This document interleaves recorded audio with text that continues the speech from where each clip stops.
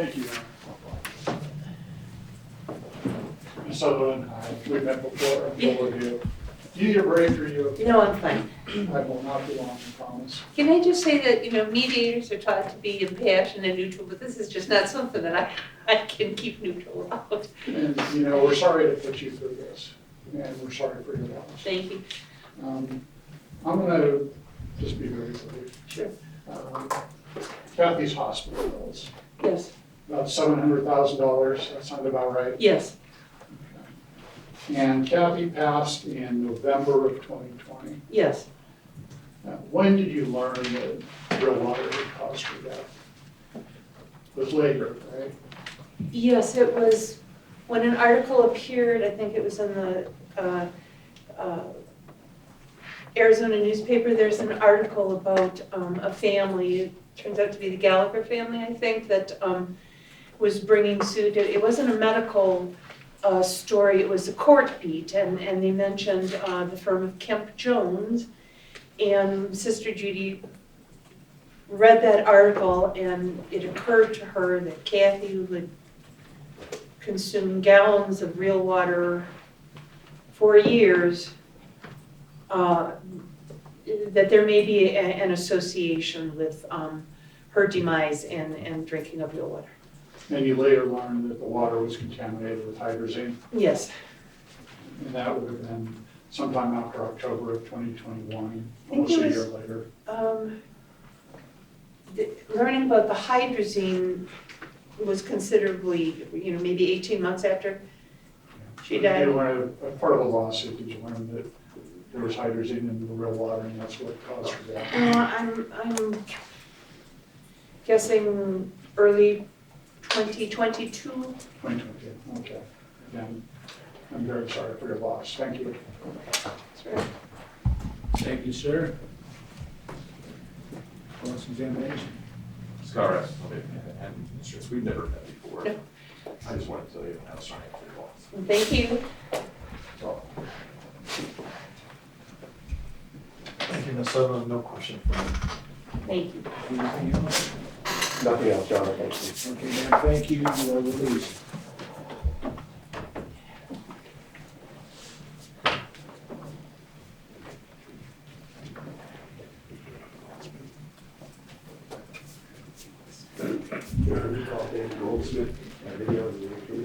Okay, thank you, sir.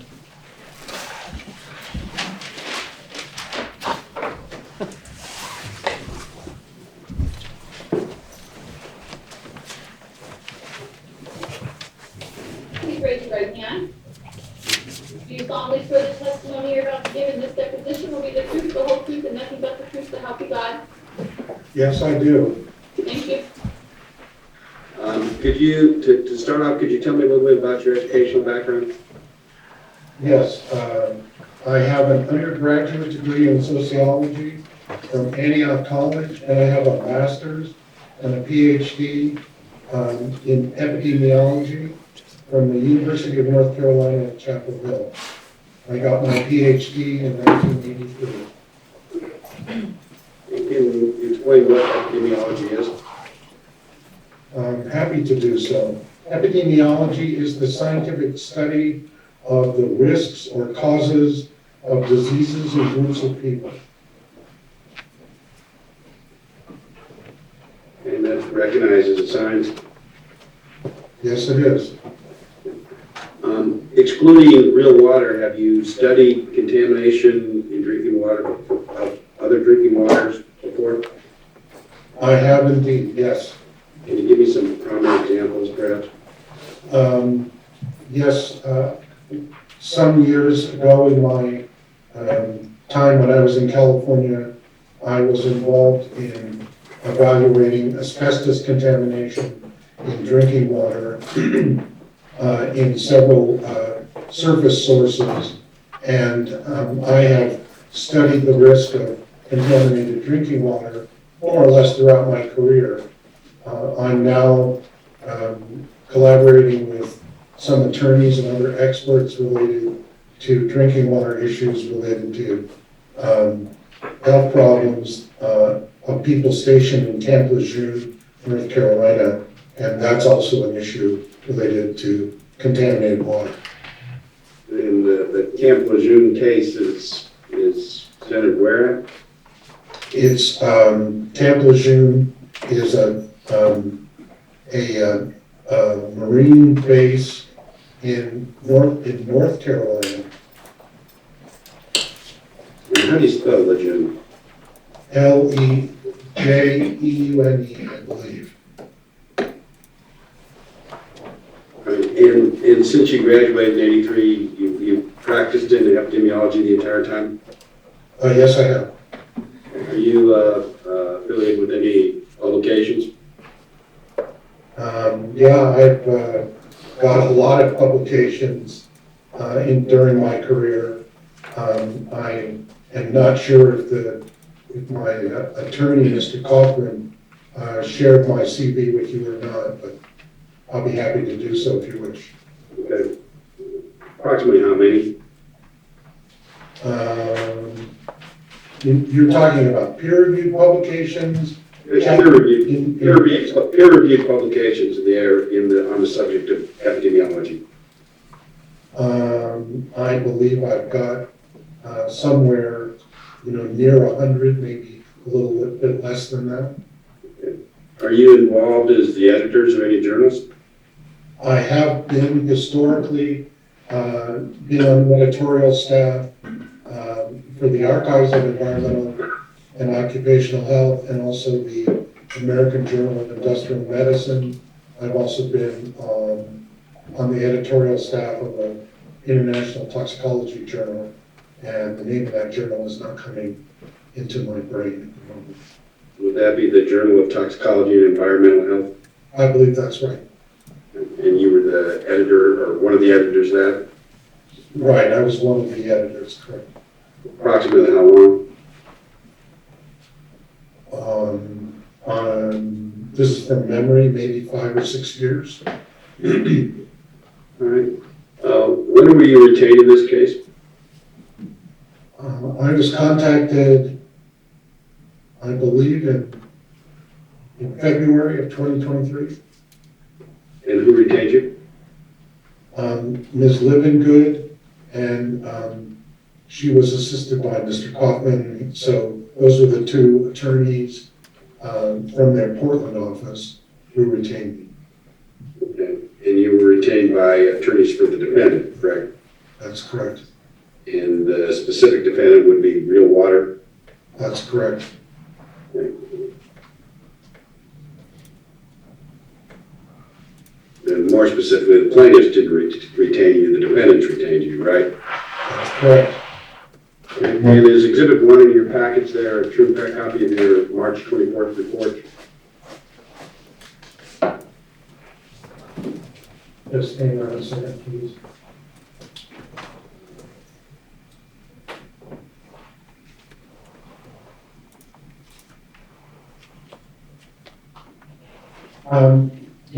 Yes, it is, and I would like to just briefly take an instant of everyone's time to note that in the second paragraph, there was a typo that I failed to notice. When it talks about the second line in the second paragraph, I'm referring to events that took place in Las Vegas in 2020 and 2021, not 2000 and not 2001. And is Exhibit 2 a copy of your rebuttal report? Yes, it is.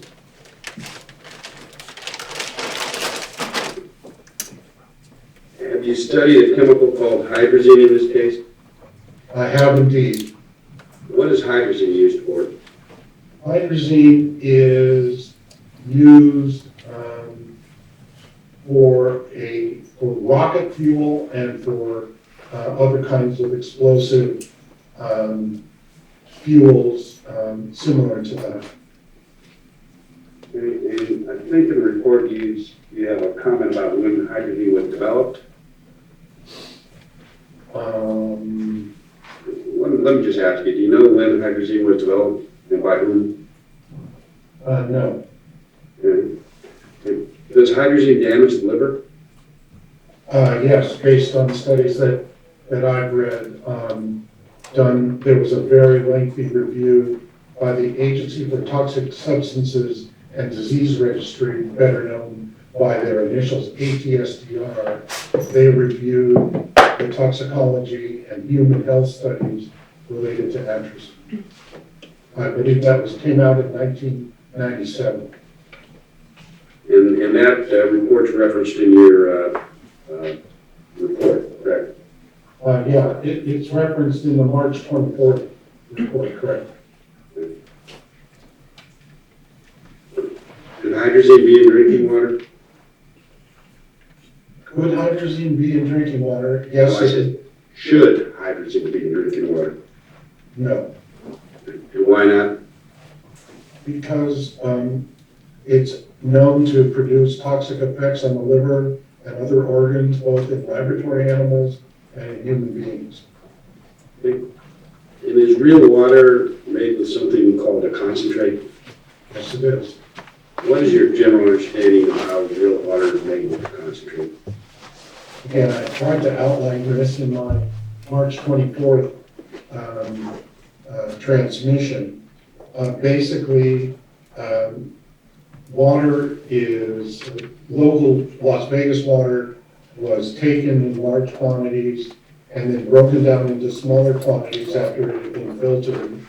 And it was then treated with an electrolysis process to remove the ions so that they could have much more of the alkaline water in the concentrate, and that was added. There were some other salts that were added back to it, and then that was that concentrate was then mixed with a larger quantity of filtered water, and that was essentially the product that Real Water put out to the public.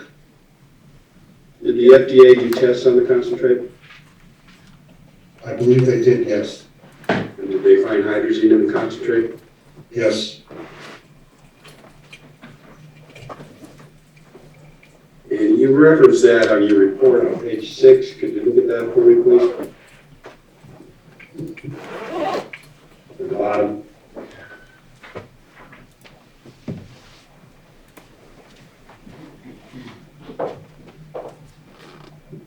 Yes, that's right. And the values you have that are found by the FDA were what? They ranged from 1.33 to 1.75 milligrams per milliliter. They also found 1.44. That's correct. And if you take a There were look at 3 positive samples in there, all listed there at the bottom of page 6. You're right. and if you take a look at Exhibit 6, is that the FDA document you rely on?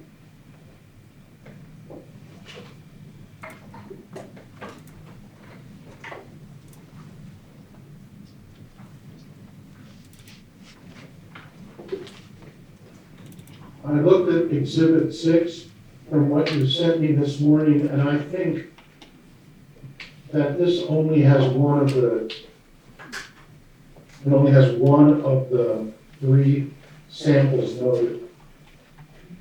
Okay, if you look on page 1, we have the 144 and the 175. Do you see that? Yes, I do. If you look on the next page, we have the 1.33.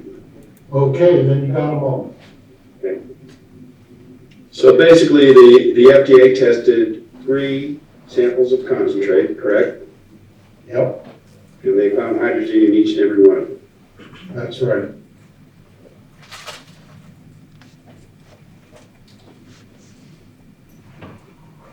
And according to Exhibit 6, the testing was done on what date? We can take a look at page 2. Yeah, it was received on the March 30th, 2021.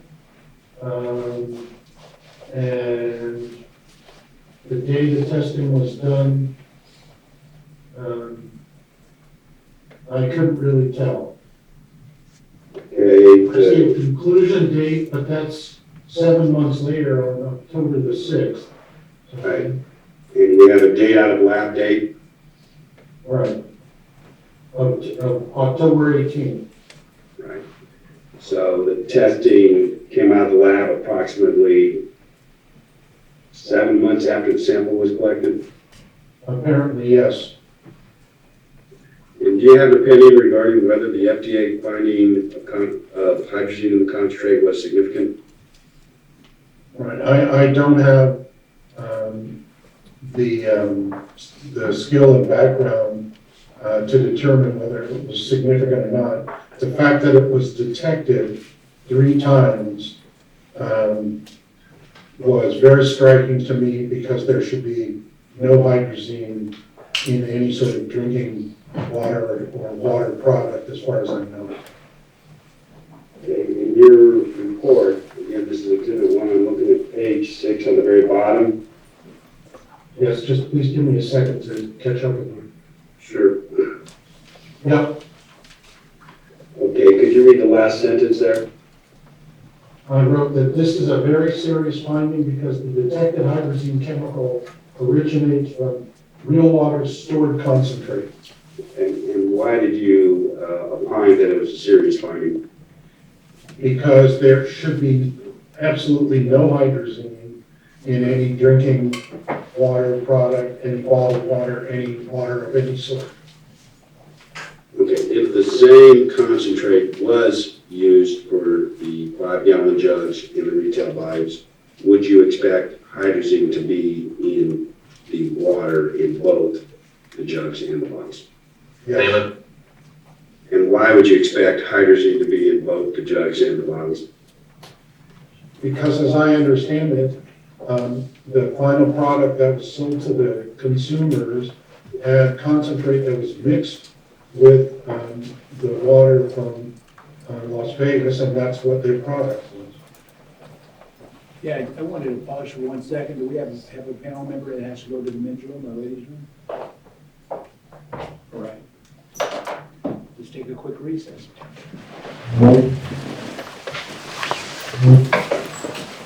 All rise to the pledge of allegiance.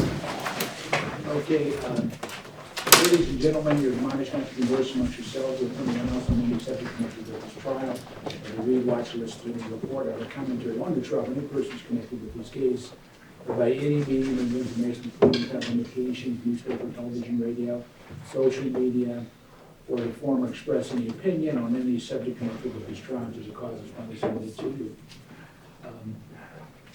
Marshall. All rise to the pledge of jury. Jury is cleared. Please be seated, thank you. How much more time for the video? About 5 minutes. Yes, we can take our afternoon break right now, because I guess we'll come back with, I guess, finishing up the video, and we'll have another live witness, is that correct? That's correct, Your Honor. We have Ms. Connor's video, ready, almost ready to go, maybe ready to go. You ready on it? Yeah, I'm okay with the issuance designations you guys did.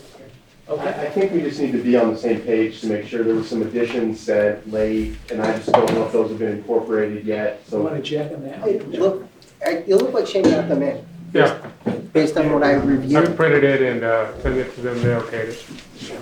All right. Rob, is it the same with you? I was just gonna say, I need to check too. I mean, we're probably gonna need another comfort break right before the Converse goes anyways, I'm gonna guess, but. Make sure you remind me. I'm gonna go, I'll remind you. Yeah, I'll wait till you get up. Oh, yeah, yeah, go there. Just try to take another video and we're all right. Please be seated, thank you. All right, I guess, so we ready to continue? Yes, ma'am.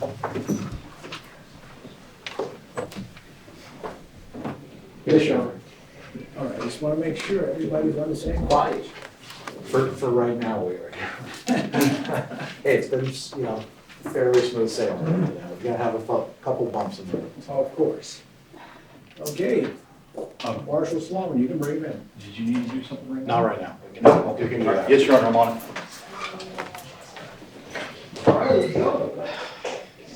All rise to the jury.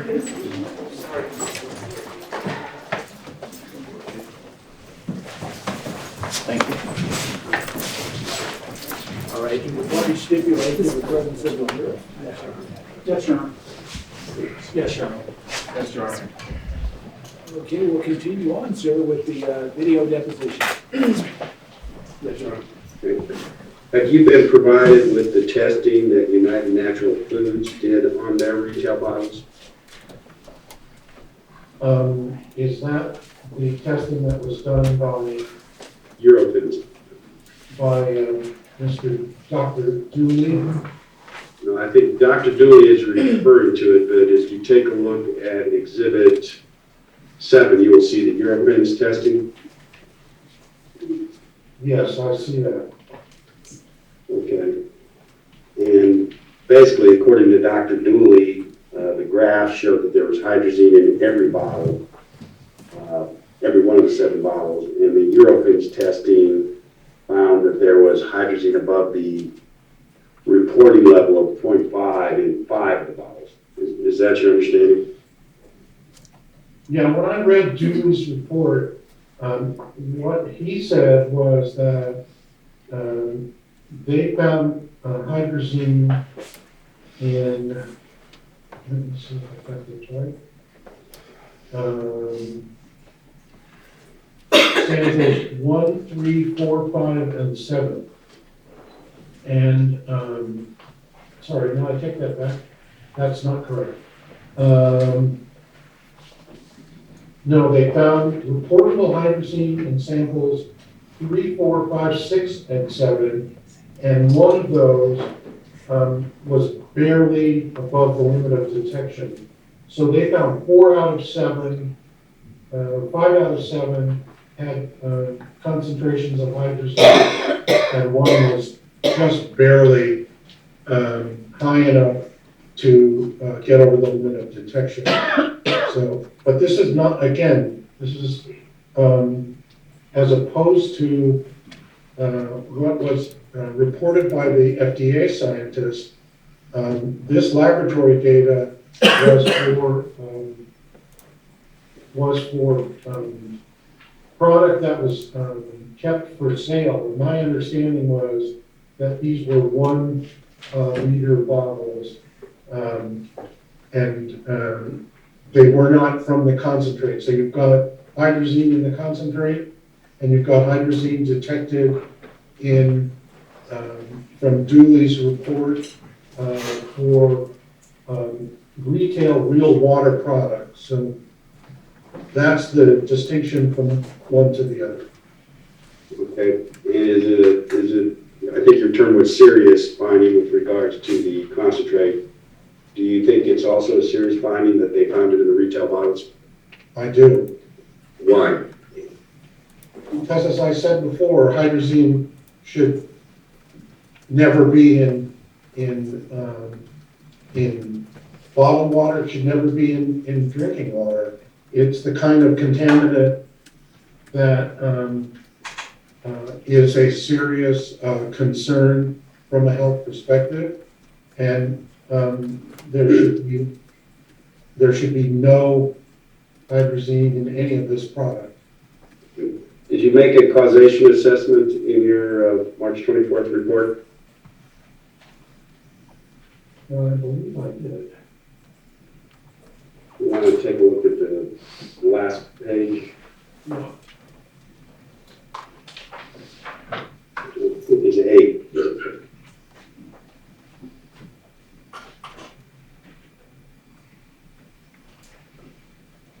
Yeah, the last paragraph of my report on page 8, it says, in my opinion, is more likely that hydrazine contamination of real water concentration explains the ALFE, acute liver failure outbreak. I arrived at these conclusions using standard epidemiology methods, and I hold these opinions based on a reasonable degree of epidemiology certainty. Okay. First of all, what is a causation assessment? It's an evaluation of the evidence showing that an exposure and disease relationship has been demonstrated, and that's what I mean by that. Okay. And so the causation assessment would have been for the 20 probable and the 5 suspected cases? Yes, that's correct. And it says ALF, what does that mean? Acute liver failure. And in the 20 probable cases, there was a case involving a woman who died. I'm aware of that, yes. And do you know her name? I did know it. You sent me some information about her case in this binder. I'll have to look it up, so we just. There's Kathy Ryerson, recollection? That's correct. Okay. And that was one of the 20 probable cases you considered in formulating your opinion? Yes, that's right. Okay. So is it your opinion that Mrs. Ryerson and the other 19 probable cases had liver failure from hydrazine contamination of real water?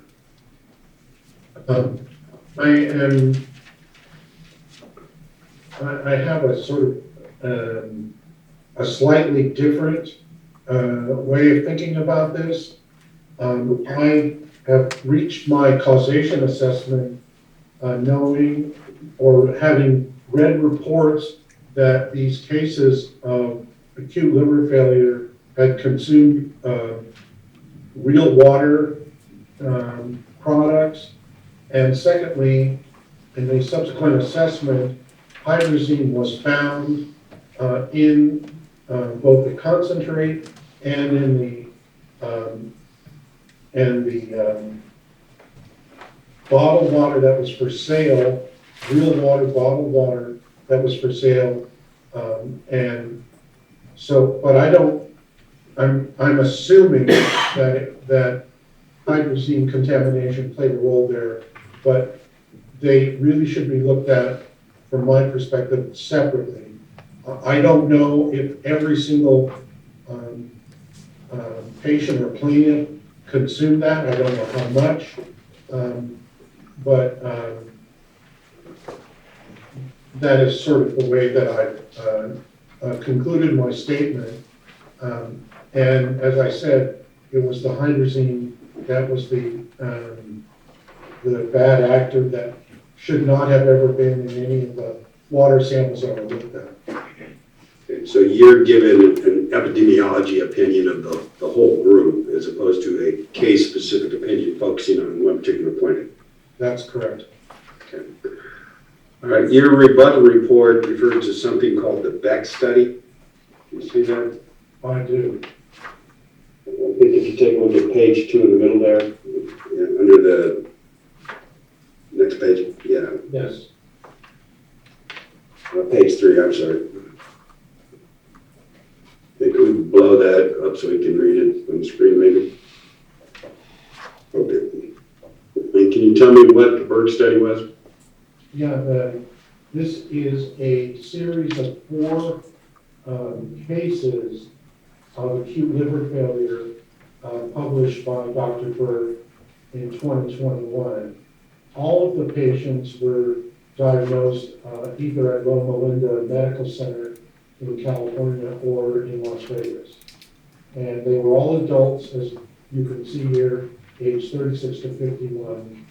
And they were diagnosed at the Loma Linda facility from June to November 2020.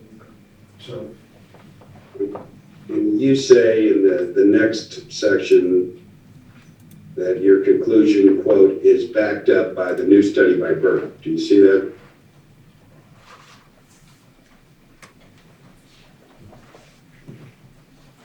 Yes, right. And can you explain to me why the new study by Berg backs up your opinions?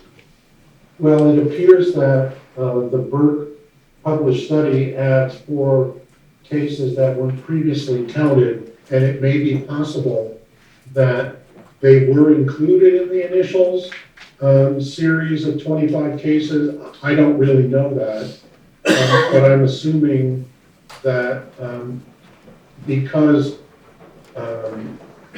the diagnosis and assessment of these patients were done by Berg et al. In 2021, that this was a an add-on finding to the case investigations that were undertaken by the Southern Health District of Nevada, along with the folks from CDC and from the Food and Drug Administration. I may be wrong about that. Okay. Now, your report references on page 7 something called a micro system, MICROCYSTINS. Yes, that's right. I pronounce that on page 7. Yeah. Okay, well, first of all, what is a microsystem?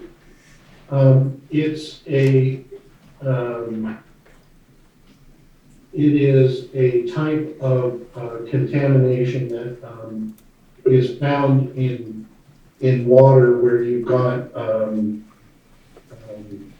some sort of algae blooming.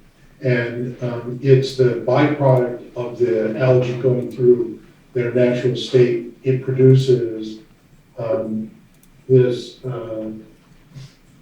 microsystems, and those have been shown in the medical literature to produce toxicity to the liver. But as I said, the finding of microsystems came from the piped water in Mesa, Arizona, and was not, as far as I can tell, something that would have been under the control of the real water processing. And I mentioned it, but I went on to say I don't think we should consider it further. Okay, and you said there was a, quote, low level, unquote, of microsystems in Mesa, correct? That's right. Well, what do you mean by low level? I'll have to go back to the report from the FDA lab scientists.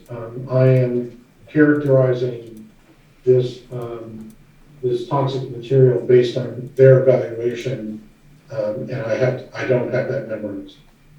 Okay. And did you exclude microsystems from your causation assessment? I did, and Why? Well, it was never a material that was under the control of the real water bottling process. And in that sense, because it came from the municipal water system in Mesa, I felt that was not what I was asked to evaluate.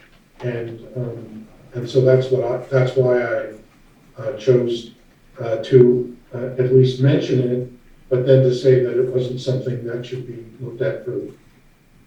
When you have objective evidence of a toxin, like the concentrate testing and the testing on the real bottles that found hydrazine on the one hand, and on the other hand, you have speculation that there's some unknown pathogen that may or may not have been created, how does epidemiology evaluate that type of situation? What generally happens, and this was something that Ms. Ruff, who was the coordinator for the field team and presented the materials that were published in the Mortality and Morbidity Weekly Report about the outbreak related to real water, would be that they would undertake a case control study, and for cases they would get every single patient, or if they had children under the age of 18 who were patients, their parents, and ask them and a group of non-acute liver failure patients who were seen in the emergency room, and ask them about their use of real water. This is what a case control study, this is how it would be designed. And I know, based on some PowerPoint presentations that Ms. Ruff presented, that they were planning on doing that, but I have not actually seen a hospital-based case control study that would have explored what the risk level was between the exposure to real water and the risk of acute liver failure. So in epidemiology, we sometimes have a situation like we have here, where we have a very high correlation between people who've been hospitalized for acute liver failure without a control group. And we then go back and try to understand what the patterns of use of the real water were, what the patterns were in terms of the process for producing the water or producing the product, real water that was sold to consumers. And what we have, as I see it so far, is we've got a group of cases been hospitalized with this very rare and very serious disease. Getting an acute liver failure disease is not anything like a cold or flu or stub toe or even a broken bone. It's a very serious threat to continued survival if the patient is not seen or treated effectively. And in order to actually conduct a valid epidemiology study, you need to be able to ascertain how much use of real water there was in people who did not have acute liver failure. And so what we're doing at the moment is we're missing that bit of it, what we have left is some pretty well-known contaminant, hydrazine being something that we've known about in the medical literature for some time, summarized in 1997 by ATSDR, and subsequently shown to produce this kind of problem in laboratory animals and occasionally in human beings. And based on this accumulated evidence, we arrive at a causation assessment, and that's what I've tried to do. Okay. When you weigh the evidence, do you give more significance to objective testing that finds hydrazine than you do to, say, speculation that there's some unknown pathogen as a result of not having some oxidation process properly done?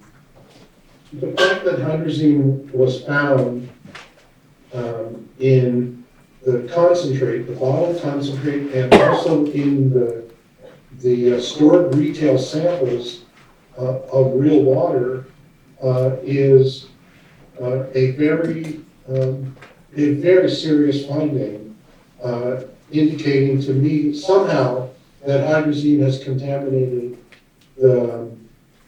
the production of this drinking water material.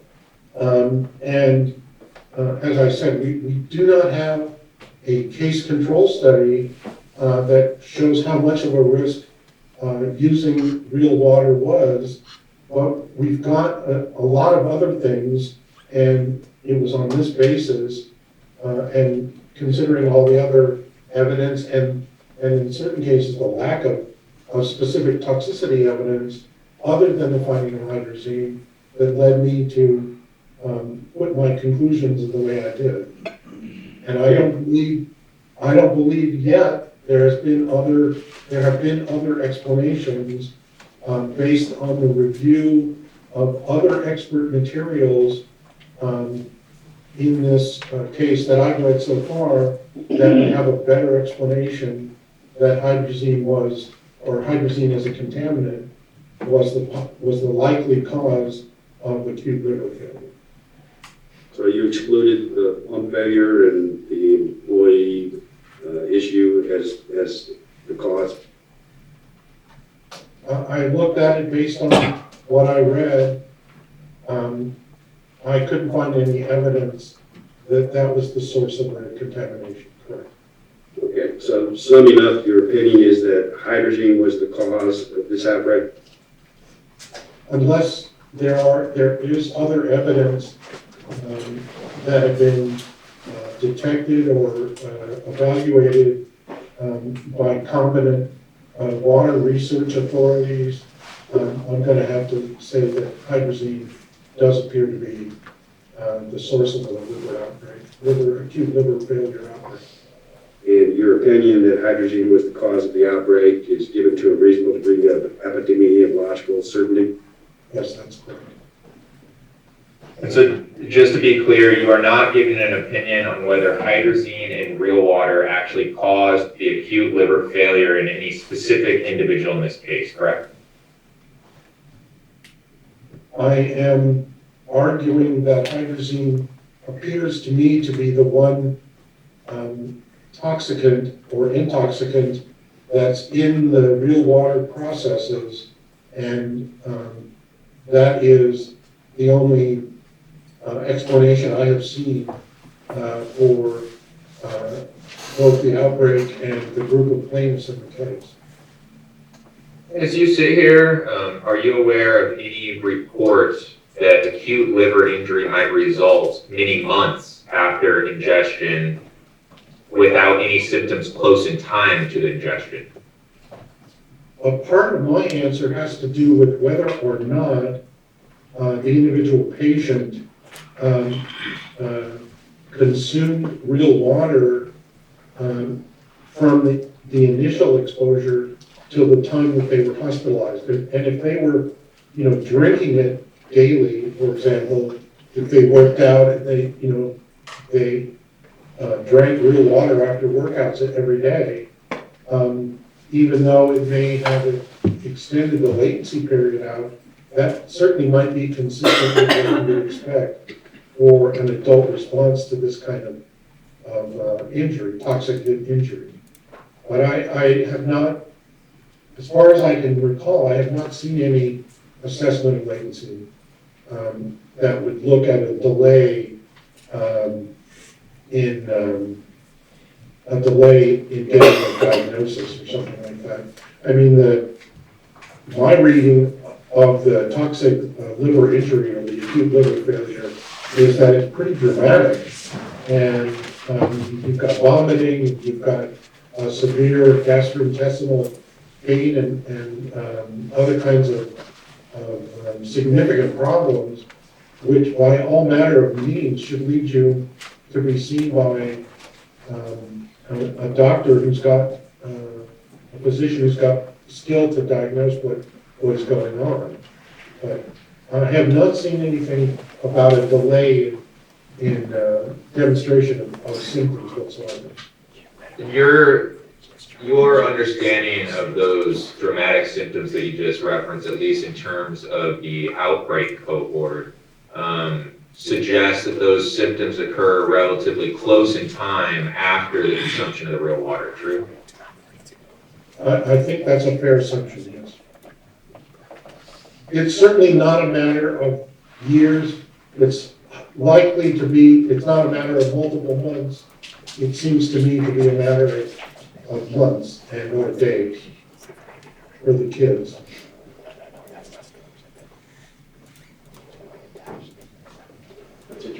And so if an individual was claiming that he or she consumed a bottle of real water here or there, and then stopped for a number of months, and then developed liver injuries many months later, that would not be consistent with your understanding, true? Yeah, but it really does depend on the dose. In other words, if they had been drinking real water throughout the day, 6 to 8 liters a day, given it's very hot weather in Las Vegas and so on, you've got to ask the question, well, how much of a dose of the real water have they had? And that really is a strong component to understanding whether an outbreak of liver failure and exposure to this water are in fact linked. But in terms of positive agents that could have been in the real water, you did not look at any other potential causative agents that would have been the real water other than the hydrazine and the microsystems, true? No, I was aware of the fact, and others had pointed to the possibility that because they had to change a pump when they were bottling some of the water, that might have been a source for the contamination. I looked at other kinds of things. I was aware of the fact that the Food and Drug Administration found that the real water staff didn't keep good records, and there were, a variety of other kinds of things that were looked at, including, the presence of there was another business that shared the same facility at the Desert Inn, that kind of thing. None of those, from my review, could have played a role, as far as I can tell, because none of them seem to produce any levels of toxic materials that would have been an explanation for this kind of problem. And after you received all of the materials in this case, and I know you said that it was extensive in terms of the material you received, did you come across anything that disputes the fact that the 5-gallon home delivery portion was most likely source or link of the acute liver failure outbreak among real water consumers, as you state in your report? Yeah, the one modification is this very late report, which I only received yesterday by Dr. Dooley, where, they have gone.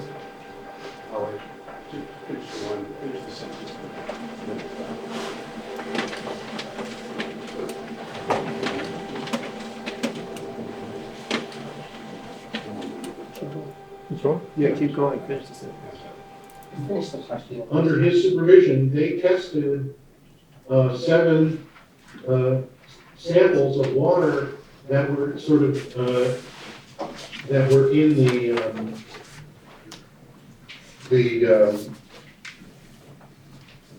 general sales process. They were not from the 5-gallon 5% of their product sales. They were from information that had that was sort of put into the general sales category. My understanding was that these samples were put aside and then retested just this year, 2023, and they were, 5 out of 7 were found to contain hydrazine. And that suggests to me that it wasn't simply the 5-gallon line, but it was also the commercial, product line that had a toxic chemical source to be concerned with. Do you have any information as you sit here today that would tell us whether those retail bottles with the hydrazine you just mentioned had hydrazine above the toxicity requirement? No, this is what they reported, and they should have had 0. The fact that they had above the limit of detection, at least 4, if not 4, at least 4 out of the 5 positive, says to me that, I don't want to use this term, but this is the smoking gun that we, concerned with the epidemiology and field investigations, and this matches up with what the FDA chemists found too in other samples of the concentrate that, again, notwithstanding that there may be other contaminants that are detected or found, but this does appear to me to make it much more of a company-wide kind of a concern. And it says also to me that the 5 gallon containers appears not to be the only source of the contamination. We agree to stop it at this point. I understand. And thank you, counsel. All right, so at this time, we're going to call the next witness. You're on.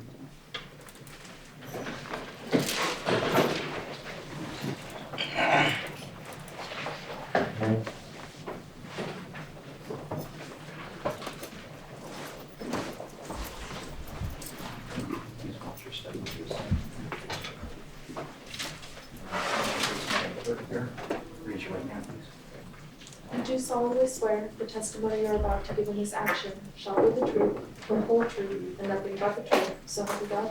I will do. May I have you state and spell your name for the record? James Q. James space HU. Thank you. Actually, we have 2 minutes, we have a technical issue here. Yes, you may. Apologize, Your Honor. It's okay.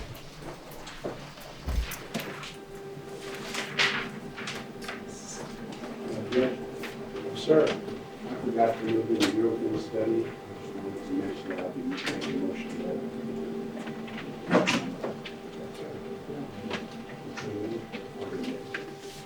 So, Which exhibit number?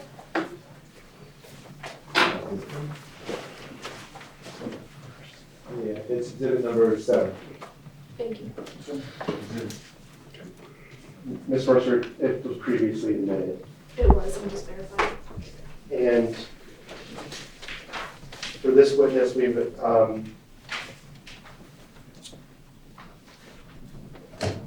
have a couple exhibits.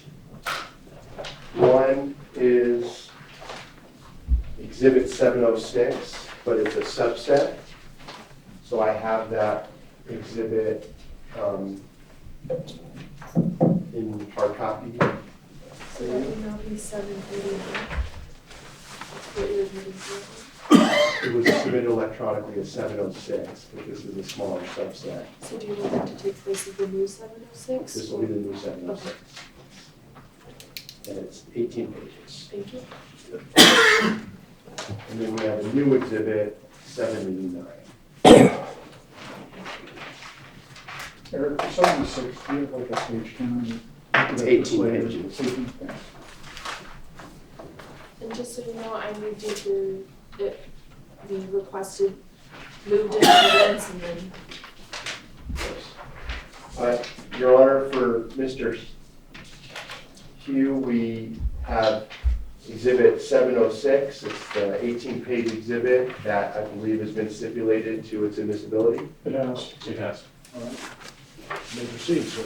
And then we have exhibit 789, which is a 1-page exhibit and a chart of Mr. Hughes' AST, ALT test results while he was hospitalized. We agree. Agreed. Okay. Okay. Shall be admitted in some if it's not. And I said that's exhibit 789, right? Yes. You have me second guessing myself on all these numbers. Okay, good afternoon, Mr. Hughes.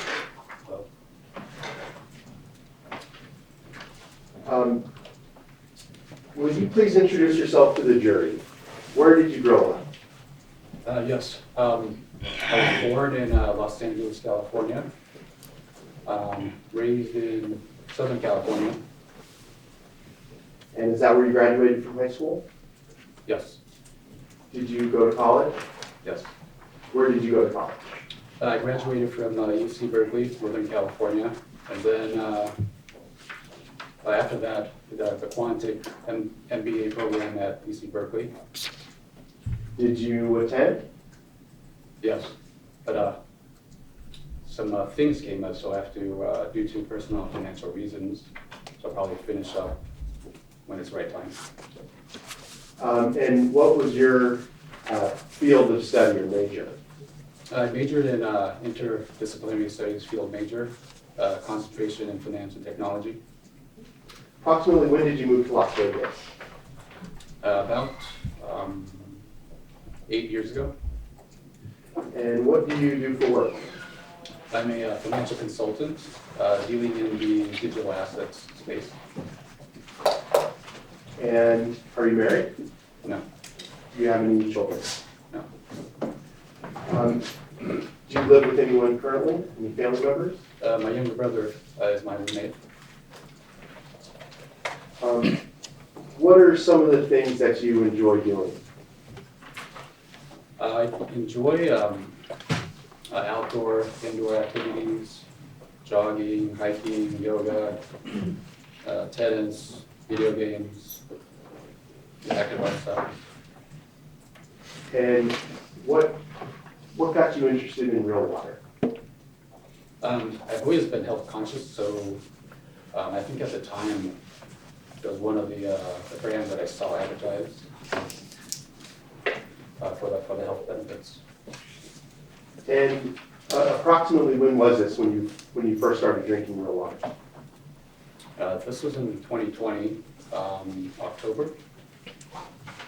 And did you receive a home delivery of the product? Yes, the 5-gallon home delivery. And how much real water do you typically drink in a day?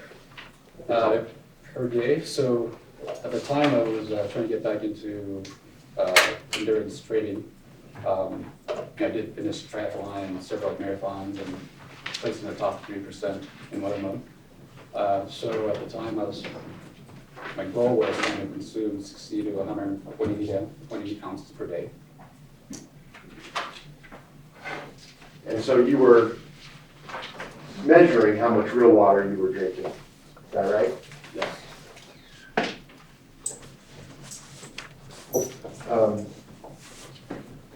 And 100 ounces is about the average of what you were drinking? About, there was the last container.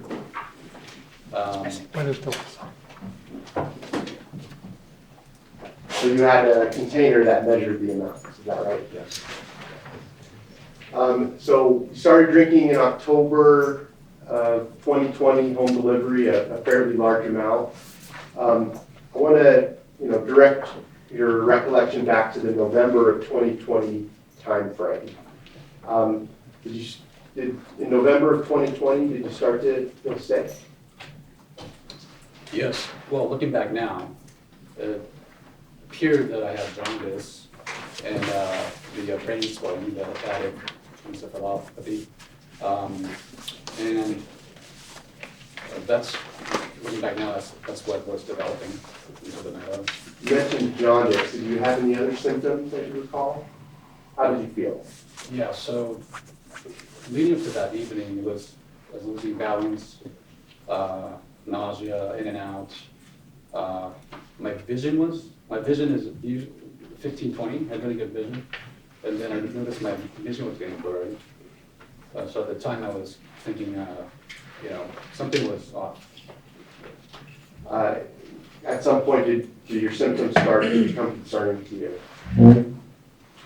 Well, I thought it was like I was either, overtraining or my diet or something. So something was definitely not normal. Did you feel like you needed medical attention? Yes. What did you do?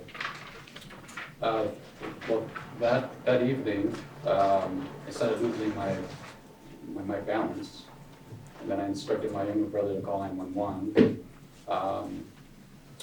Paramedics showed up to the house, drove to the Spring Valley Hospital, and then during that ride, I remember in and out of consciousness, and then at the hospital during that stay, it felt like I was dying, like every day. And then you felt you were in a dire situation. oh yes, yeah, it was. You called 911, paramedics come and they take you to Spring Valley Hospital. Is that right? Yes. And how long were you in the hospital? About 13 days. Jane, if we could pull up Exhibit 706, page 51.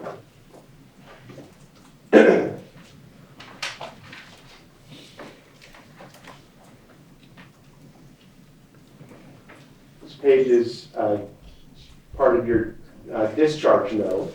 And if you look in the top corner, this shows that you were hospitalized on November 8th. You were admitted and discharged on November 21st, 2020, so 13 days. Is that right? Yes. It's a long time to be in the hospital. Yes. Were you in the intensive care unit while you were hospitalized? From what I recollect, I was during the first few periods of time, I was in and out of consciousness. I remember, a biopsy was done. I remember like being shuffled to different rooms. The experience was not pleasant. If we look at the discharge diagnosis, the bottoms, you can see that you were diagnosed with acute and subacute hepatic failure. That's liver failure. Were you told you were in liver failure? Yes, liver and kidneys and the bilirubin numbers were the levels were significant. You're referring to the hyperbilirubinemia, Yes. right? Yes. And we heard Dr. Kaufman on Friday discuss that a little bit, right? Yes.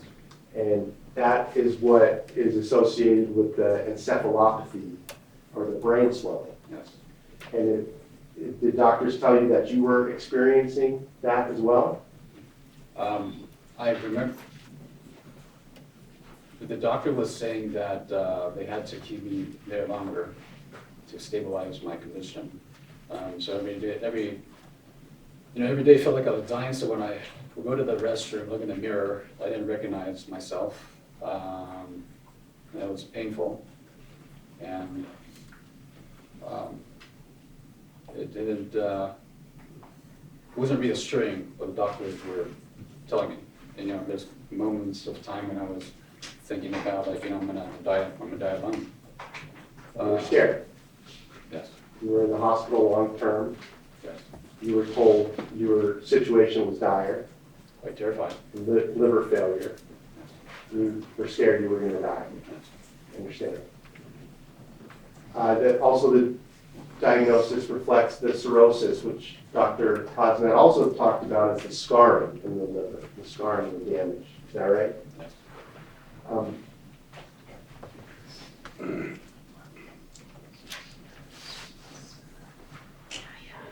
Eventually, after a very long stay in the hospital, you were discharged, thankfully, right? Yes.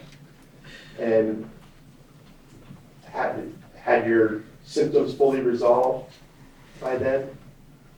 No. My levels were, I think, enough to discharge me. So I was wheelchaired out to the hospital, to the car. And then it was difficult just moving around. The body felt very, like it was almost like concrete. Couldn't move anywhere. My movement was limited.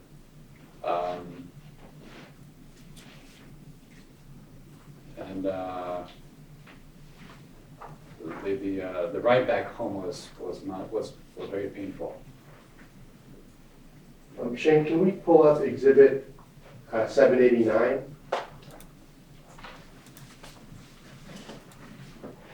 Exhibit 789 is a chart of your ALT, ASTs while you were in the hospital over the course of that 13-day period.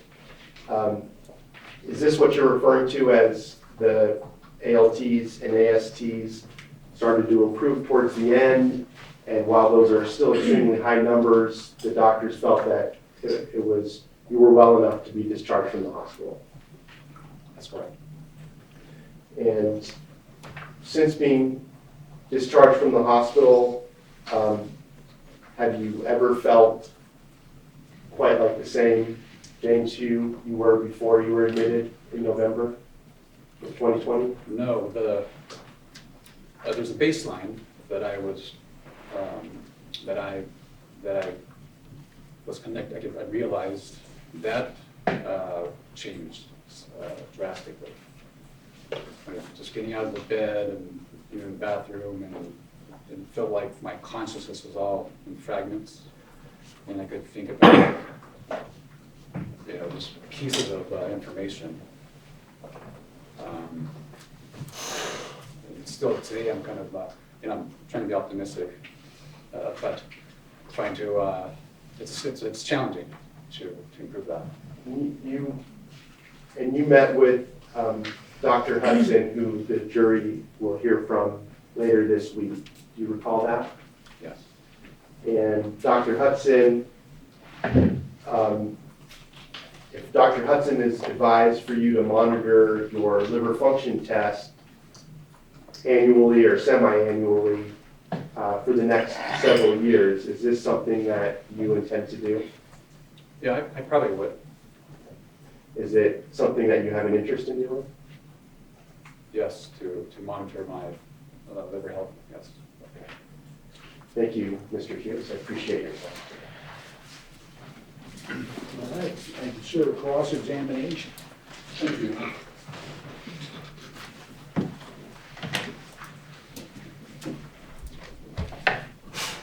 Good afternoon, Mr. Hughes, all of you. And I'm sorry that real water made you sick.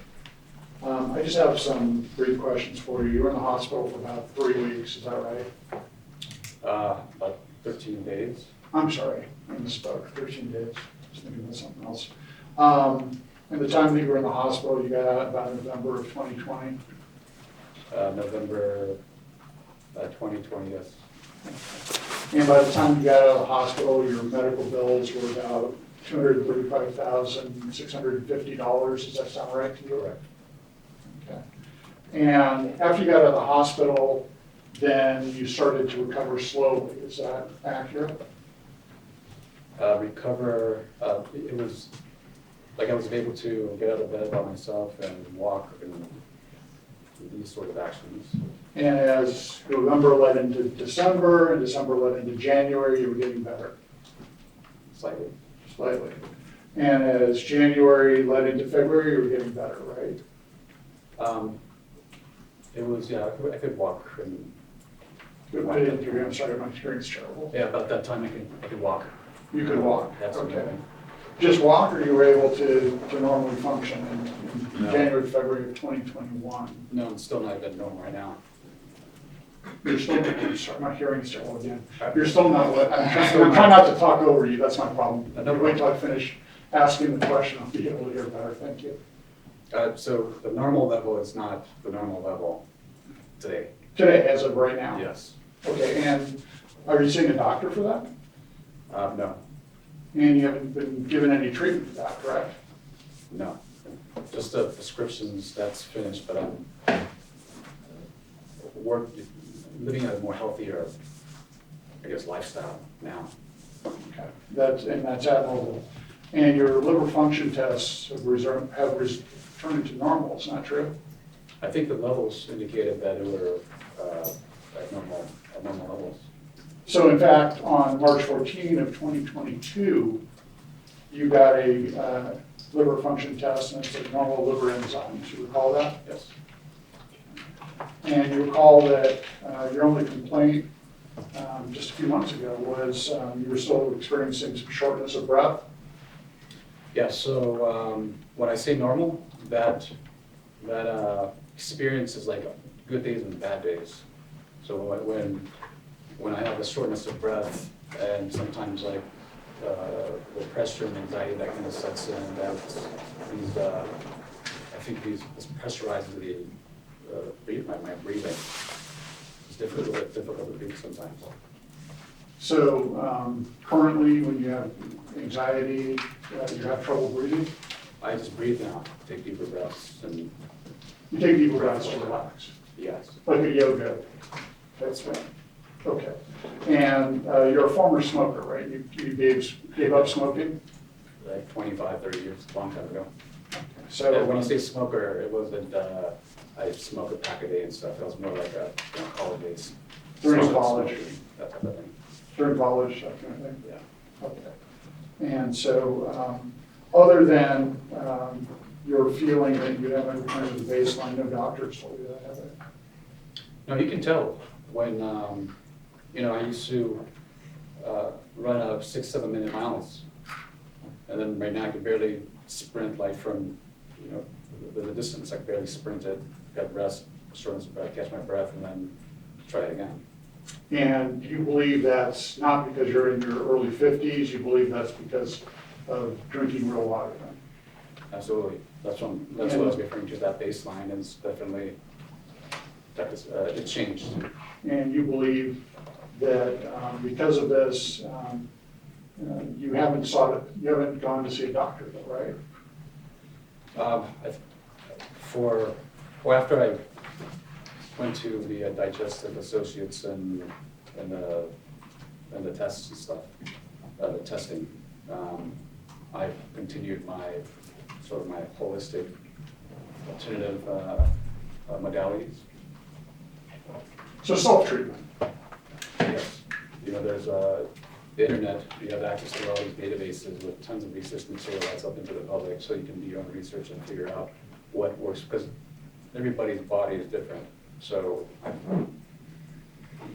you know what it feels like to run a 6-7 minute mile, and then that condition is a certain zone that you have to get to. Okay. So currently your plan of treatment is basically you're going to do self-care. Yes, self-care meaning that, like, still leading a healthy lifestyle. And of course, you're going to get periodic checkups of your liver function, right? yes. Okay.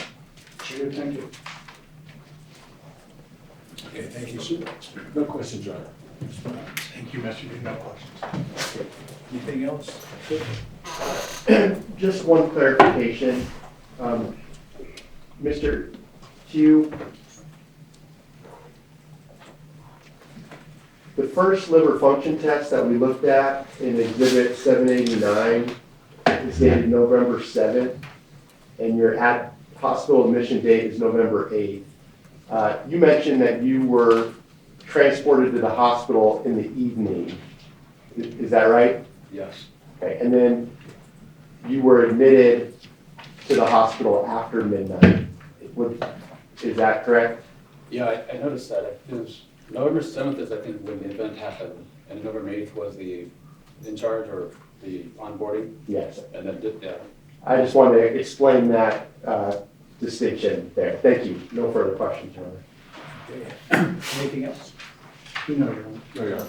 Oh, yeah. So you're released.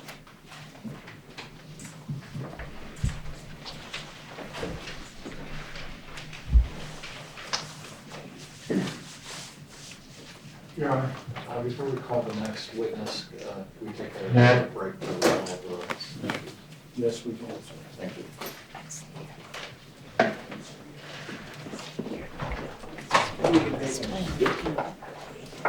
Okay, ladies and gentlemen, we'll take a real quick recess. You're admonished not to converse amongst yourselves with anyone else on any subject connected to this trial, to read, watch, or listen to a report or the commentary on the trial of any persons connected to this case, or by any medium of information, including the telecommunications, newspaper, television, radio. Remember the social media prohibition or the former expressing opinions on any subject connected to this trial until a cause is finally submitted to. All rise to the departure of the jury.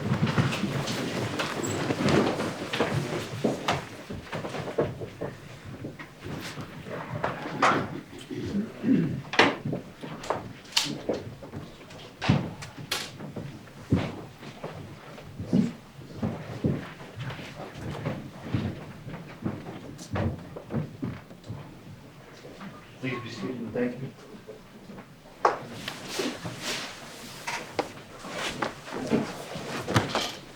Yeah, I believe it's something we can try to work out amongst council if you'd like to. Okay, I'll step down when you guys are ready. Yeah. Thanks, everyone.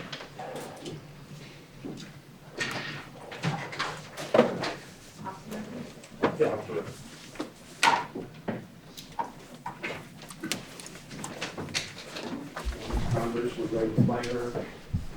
it's about 32.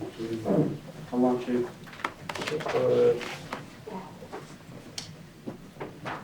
You bring up the new one. You're on. 36. 36? 31. I would say let's play it, right, to the day. Yeah, 36, that probably takes us to about 4:45, 4:50.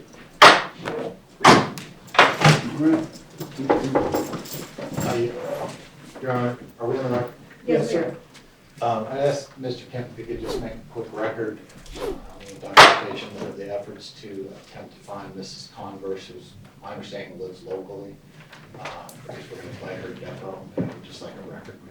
And then we have the affidavit of attempted service that we're going to file, but as I told counsel, we tried to vigorously serve. We've gone out there more than 2 or 3 times, and it appears, according to our processor, that she's trying to evade service.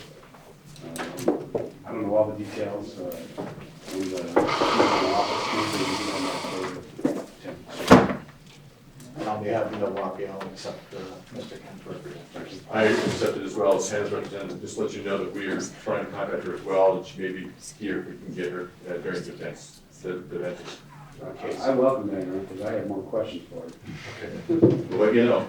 I understand. I would add to that we did think she was potentially evading service, but because our process servers tried so hard to serve her that we started to come around to the belief that maybe she really was out of the jurisdiction or something. I understand.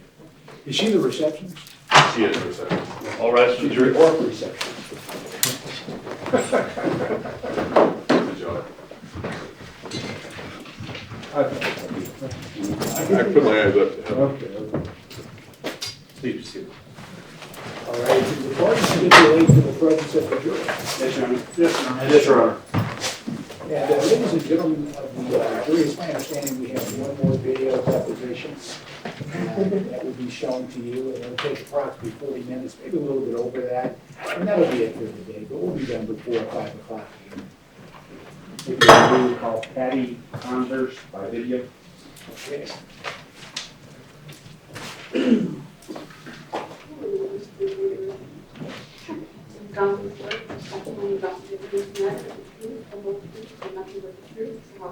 Absolutely, yes. Can you state your name, please? Tricia Converse. Is that your full name? Yes. And can you tell me the extent of your educational background? From the high school. Here in Nevada? No, Colorado. So you graduated high school in Colorado? Yes. What's the name of the high school? Boulder High. And approximately when was that? Graduated. Right. 79. Did you work at a job in Nevada? I worked at a print shop for a little bit. Okay. Doing what in general? Sales. And after the print shop, where did you work? I was at 2015, that's when I went to Rowan. Okay, well, if you came here in 2000, started at the print shop. 2001. 2001, and you went to Milwaukee in 2015. The print shop was the only job you had in that 14-year period? Okay, so before 2015, the only other job you had here in Nevada was at the print shop? Correct. Okay. All right, so the job, real large job that was posted to Craigslist, was it for a specific position? Yes, it was at the front desk and front of desk. Front desk, I moved up within a month, I would say, to Director of Quality Control. Okay, but the job that was being advertised in 2015 was to be? At the front desk, receptionist. Okay, so the ad in Craigslist was for a receptionist in Milwaukee? Yes, correct. Okay. And you felt like you had the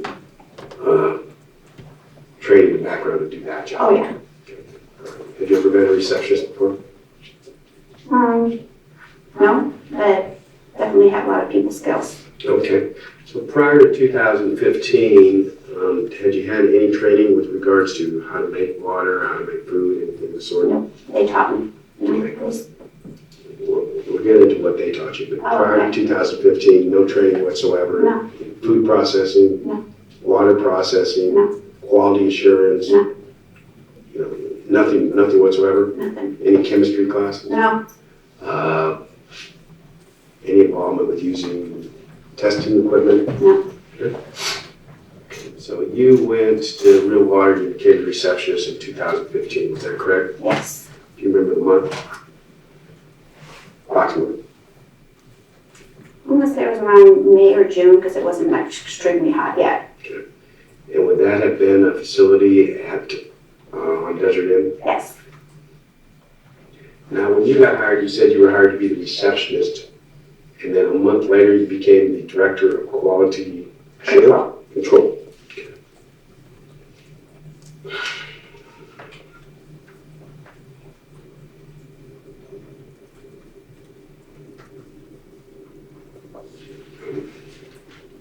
And I assume you've never been the director of quality control before. No, Who was the director of quality control at the time you were the receptionist? there was nobody. Okay, back to when you were hired as a receptionist, was that an hourly position? You were paid hourly? Yes. And you remember what the hourly rate was? No, I'm sorry. And when you became the director of quality control, was that also an hourly position? No, that was a salary. That was $800 a week. Okay, and was that a raise over what you were making before? Yes, Okay, so let's back up. So you were making $800 a week when you first became the director of quality control? I do believe so, yes. During what time period were you the director of quality control? Well, I was there till, August of 17, I'm going to say. So, So it would have been, almost 2 years, right? okay, so if you became the receptionist sometime In 15, in 2015. Yeah. And then you became the director of quality control in May or June of 2015. yes.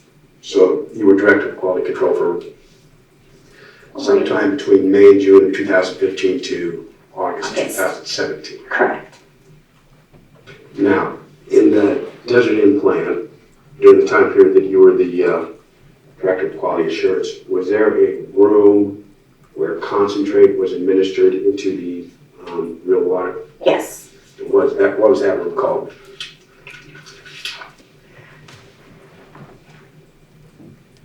You know, I don't remember the name of it, but I do remember where it was located.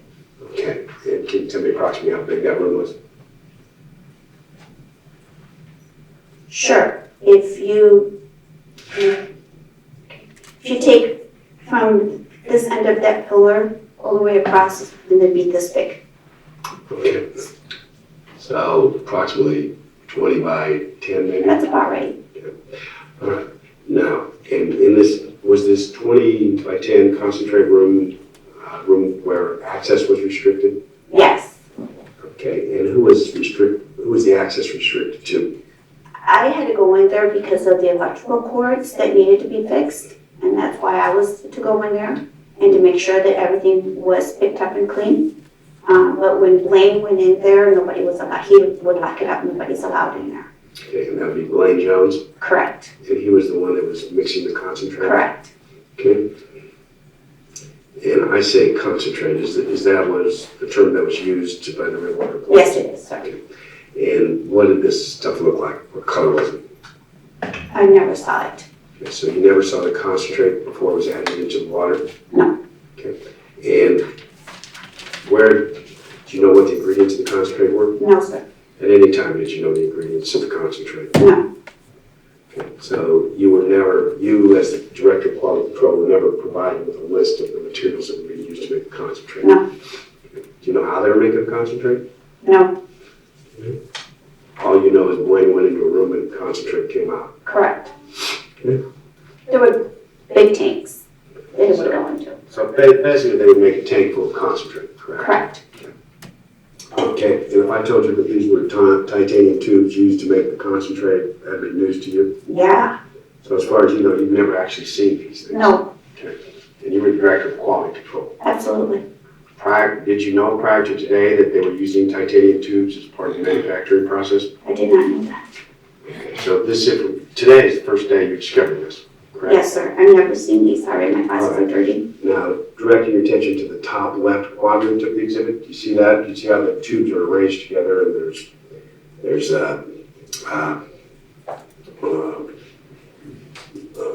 tubes coming out of the titanium tubes? Yes. Okay. And considering that, you know how they made the water alkaline or non-alkaline? You know what process they used to, you don't know? No. Okay. And do you know whether or not they applied a positive electric charge to these tubes, exhibit 25? No, sir. Okay. And I referenced them as titanium tubes. You didn't even know they were tubes, much less that they were supposedly titanium. No. Right. Okay.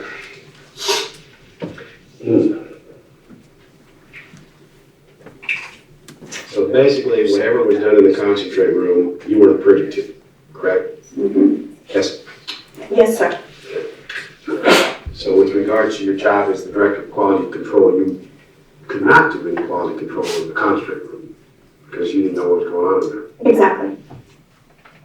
And you would agree with me that if there was a water processing plant and you were director of quality control and there were things going on in some room that you had no access to, you couldn't ensure the total integrity of the system. Correct. I do know now. Now that you say that, I know Right. it, but I didn't have that kind of background. Okay. You didn't have the training to recognize that at the time. Correct. Okay. Are you familiar with something known as HACCP? No, sir. Okay. And so if I told you HACCP meant Hazards Analysis Critical Control Point, that would be news to you? Yes. So you don't know how many steps, if any, there are in HACCP? No, sir. Okay. And since you don't even know the first step, right? No. Okay. All right. Sorry. And do you know the 4 types of food and safety hazards under an HACCP analysis? No, sir. Do you know how many critical control points there are under an HACCP analysis? Absolutely not. Now, if you take a look at Exhibit 18, that's the next in order there. Okay. This is an audit by a group called NSF International that claims to have visited the plant sometime in 2017. If you go to the very last page, you'll see your well, I should ask you, is that your signature on the very last page? On the last page of this? Mm-hmm.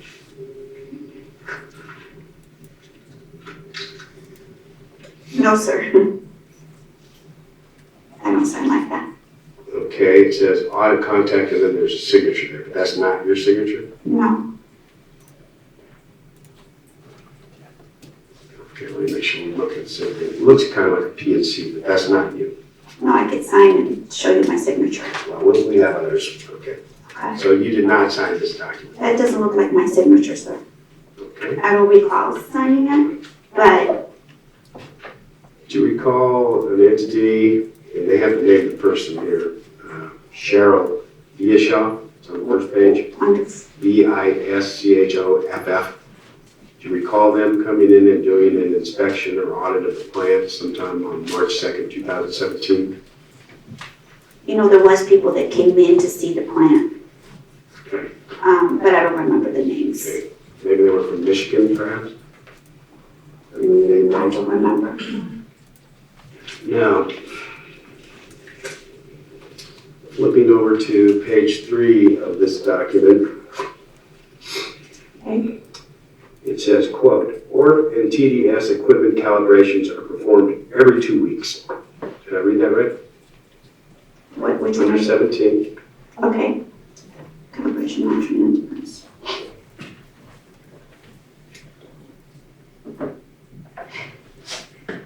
That's not true. Okay, well, I did read it right though. Yeah. But the calibrations were not done every 2 weeks. No. Okay. Okay, first of all, you had ORP meters there? Yes. Okay, and directing your attention to page, to exhibit 21, is that an ORP, do you recognize that as an ORP meter, 21?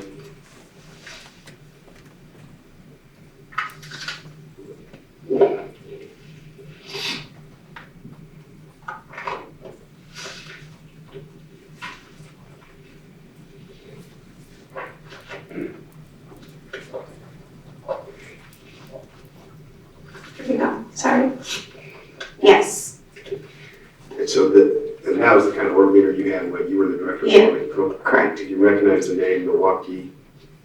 Yeah. All right. So why is it you think that the org meters were not calibrated every 2 weeks? Because they weren't consistent and we always had to order new ones. Okay. In other words, the org meters came and they weren't, they didn't measure consistently? You mean? Correct, yeah, Okay, so you always had to order new ones? yes. Okay. All right. Now, what is your understanding, if any, of what, as to what org means, ORP? No idea. Okay. And do you know how to read an org meter yourself? Well, I did learn how to read it Okay. and where it needed to be. Do you know how to calibrate it?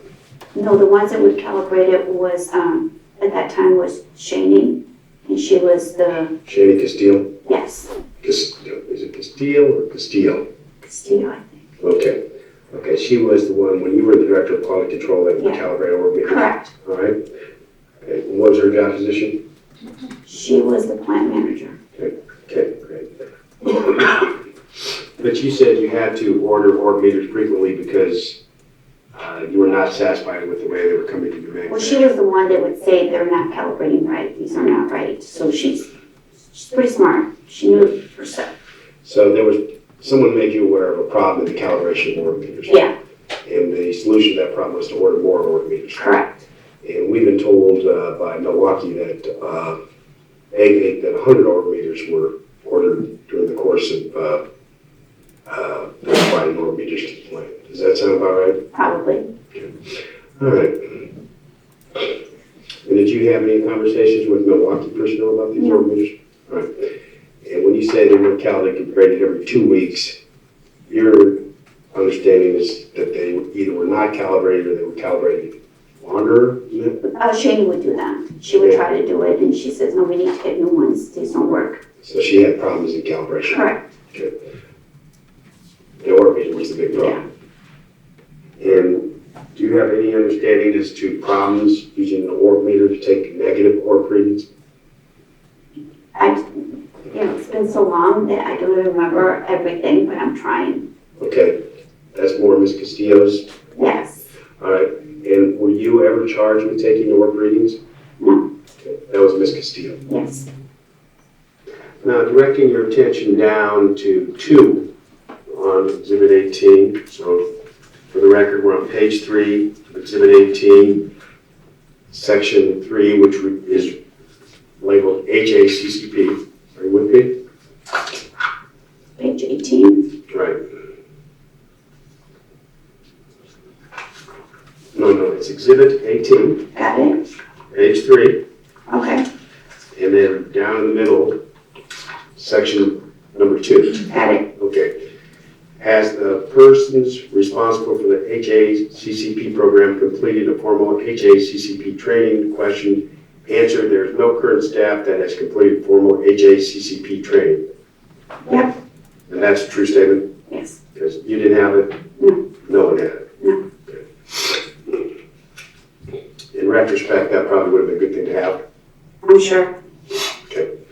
Was management reluctant to, you said they were reluctant to pay for org meters, I thought. They were reluctant to provide We just had funding. to go through a lot of hoops to get anything authorized to be ordered. Okay. Would you say they were cheap? Absolutely.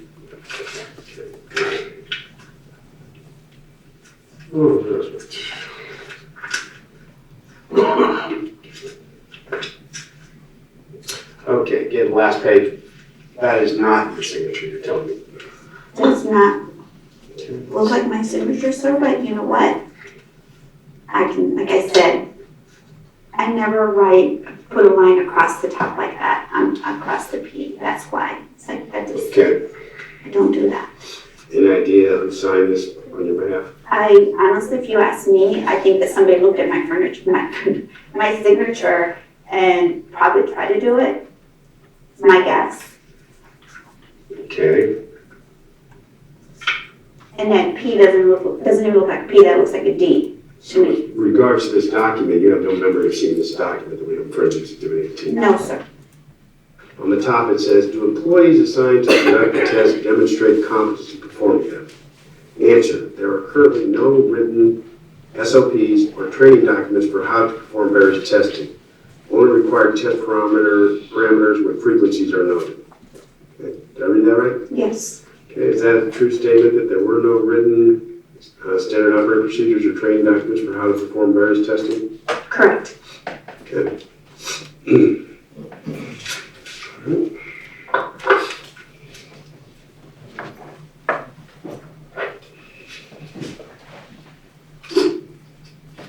Any changes made after this finding that you're aware of? Were you even made aware of this finding? No, No, you were not made aware of it. no. I've never seen this. Well, I'm correct, you were not made aware of these findings. Is that right? That's right. Did you notice anything unusual about any of the water that you drank? Well, you couldn't, Chemicals in it? you couldn't drink it as soon as it got off the line. It had to sit for a while because you would get sick. Okay, and when it came off the line, you couldn't drink it because why? Because there was people that would get upset stomach and have those stools and would have to go to the bathroom, and they said it's because they drink the water right off the line. You're not supposed to drink it right off the line, you gotta let it sit for at least 24 hours. Okay, and was there a procedure where you were supposed to let the water sit for 24 hours? That's what they always said, do not drink it off the line. Who is they? Blaine told us that, Brent told us that, they all said don't drink it off. Frank even told me, don't ever drink it off the line. So was your understanding there was something in it that needed to Sit for a while. mature, Yeah. sit, Yeah. process? Do you know what that is? No. Do you know what hydrazine is? No, sir. And do you know whether or not hydrazine causes liver damage if you ingest it? I'm sure it does. Really? Did you do any testing for the presence of hydrazine in the real water products? No, sir. Same question on concentrate. Did you do any testing of the concentrate? No. Okay. And we have in here testing by the FDA on real water concentrate, which let me show to you real quick. 28A. Go to 28. 28A. There's actually two tests. There's 28A. There's 28 and there's 28A. So, you see these are results of FDA testing on real water concentrate samples. Okay, do you see on the first paragraph, when you're reading on, hydrazine was identified? You see that statement? Yes. And then directing your attention to the next page, which is A. Down in the middle, you'll see the concentration of hydrazine was determined to be 1.33. See where my finger is? Okay.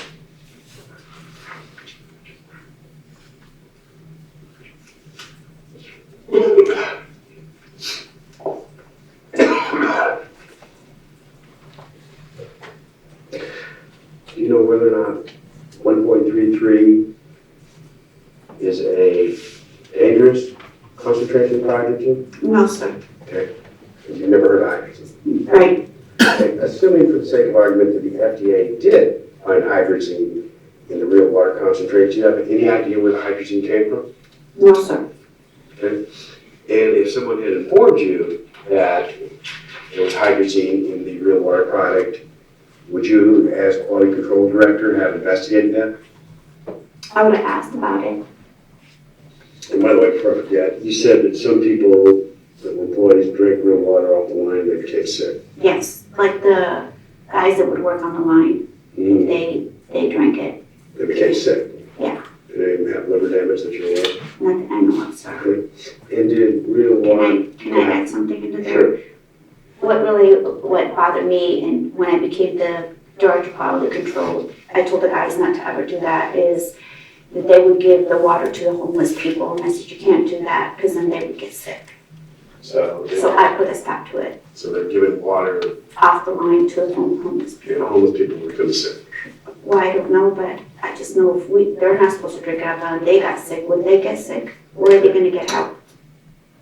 Okay, was there any different target for the 1 gallon as opposed to the 1 liter when you were there? No, sir. And so it was all the same target? Correct. Do you recall what it was? No, I don't. Okay, but it was negative something, Yes. and that was to be done with the orb meter. Correct. And that was the sole device used to measure negative orb readings. Correct. Okay.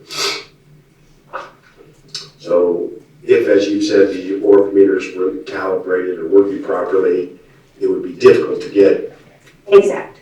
exact orb readings, right? Correct. So the water could be inconsistent from one day to another. Yes. And you think it was inconsistent from one day to the other? Had to be, right? Correct. First of all, I assume all the customer alert forms were filed in one big place, right? I would think so. I never saw them. Okay, you're the director of quality assurance. Right. Who else would be responsible for that? Well, they would have to go through their supervisor, which was, the salespeople would be with Amy. And then whether Amy would give them to me to take care of them, that was up to her. She was in charge of the salespeople. So you didn't necessarily see every complaint? Exactly, because if they would go through the salespeople. And you didn't review the complaints that were filed in the complaint book? All right, D, we have a complaint about, quote, this is dated October 21st, 2013, an oily red substance inside the bottle. You see that one? You're on what, which page? On B, Okay, sorry. there's a whole paragraph there, oily red substance.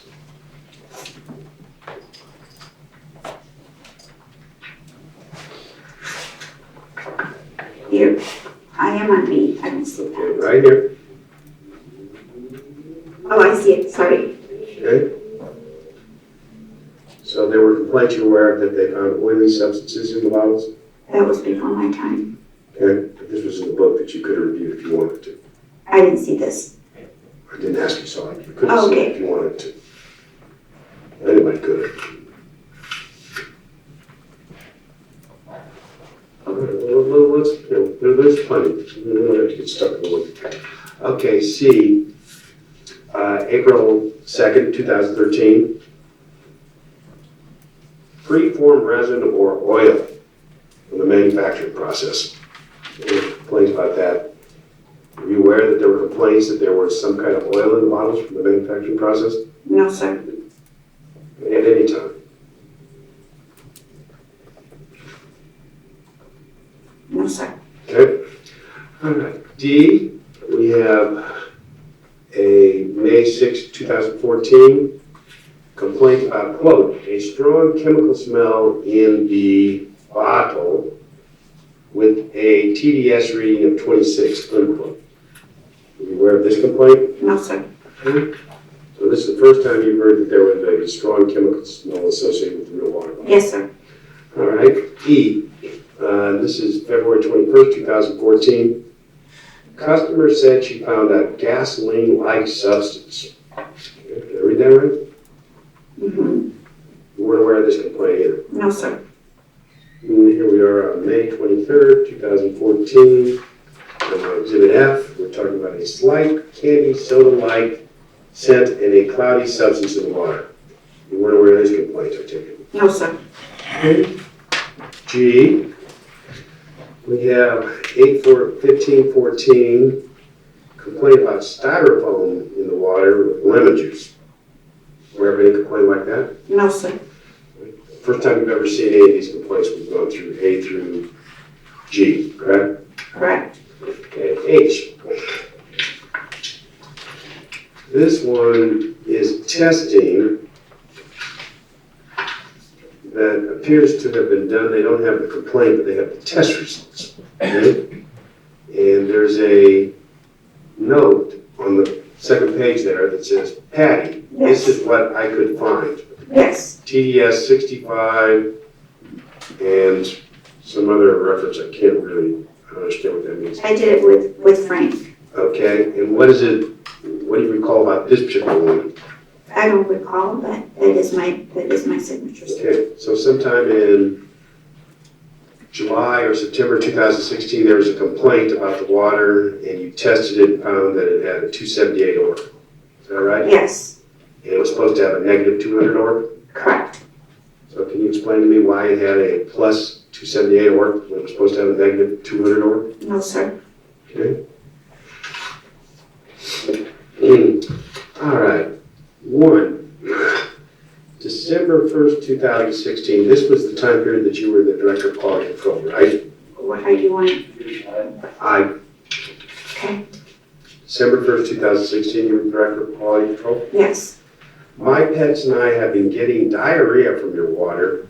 It never happened with the smaller bottles. It is giving me a burning, sour feeling in my gut, and it said diarrhea. Okay, is this a complaint you got? Yes. All right. And did you investigate this complaint? They just, I took it to blame and he just said to offer them free water. Okay, so when you received written complaints about your water causing someone an illness such as diarrhea, the solution was to send them free water? Correct. Okay, the solution was not to investigate as to whether there's a potential problem with the water? Correct. Okay. In retrospect, do you think that was a good quality control procedure? No, sir. All right, Jay. Jay, we have a December 1st, 2016 complaint, another upset stomach and gut complaint and diarrhea, and also dog problem, okay? Do you have any recollection of this complaint? No, sir. Do you know how this was resolved? No, sir. Okay, but there was no investigation done as to what was the potential cause of this? Correct. All right, M is February 6, 2016. Water smelled foul and tasted like chemicals. Okay? At the time that this complaint came in, you were the Director of Quality Control, right? Yes. What was done to investigate this complaint? I didn't get this. You did not get this? No, I don't remember seeing this. Okay. All right. Flipping to the next page, where I see a number of emails with your name on them about this complaint. Okay. Does that refresh your recollection that you did get this? Yeah. And the solution was to offer Mr. Gelman more real water. Correct.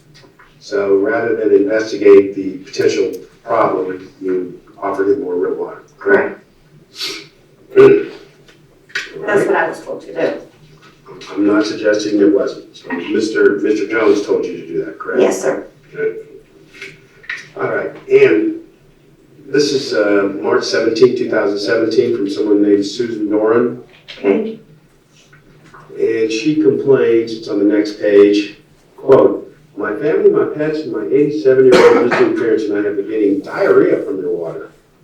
We were all fine until today when we switched from the regular brand to yours. She stopped by in December after getting sick. She wrote you didn't get a response. This is dated March 3rd, 2017. Do you see that? Mm-hmm. Okay. And again, that's the time period you were the Director of Quality Control. Sure. Okay. How was this one resolved?